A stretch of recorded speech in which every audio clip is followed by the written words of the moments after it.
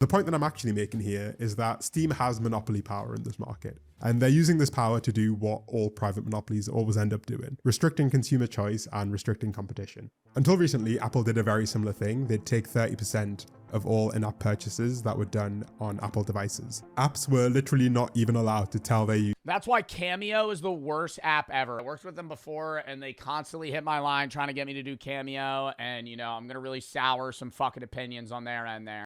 Why would I want to do Cameo and charge a motherfucker that watches me $50 for me to say happy birthday to them to get $20 in return? Because Cameo's going to take fucking 20 or 30%. Apple's going to take 20 or 30%. So if they order on their phone and not the web, you get less than half the money the person input for you to say something.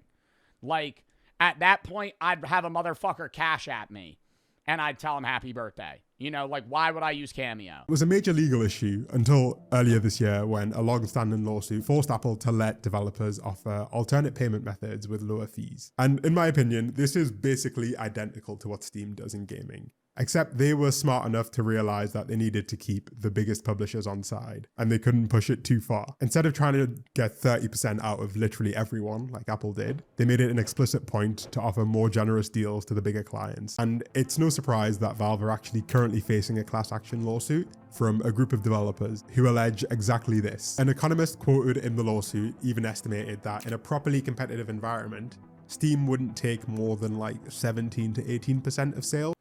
The way that I think 30 is crazy. The way that I'm perceiving it is 20, bro, because that's like a base management fee for like most individuals in a social space. And so I think a company charging 20% for them to be the forefront pusher of your game makes sense.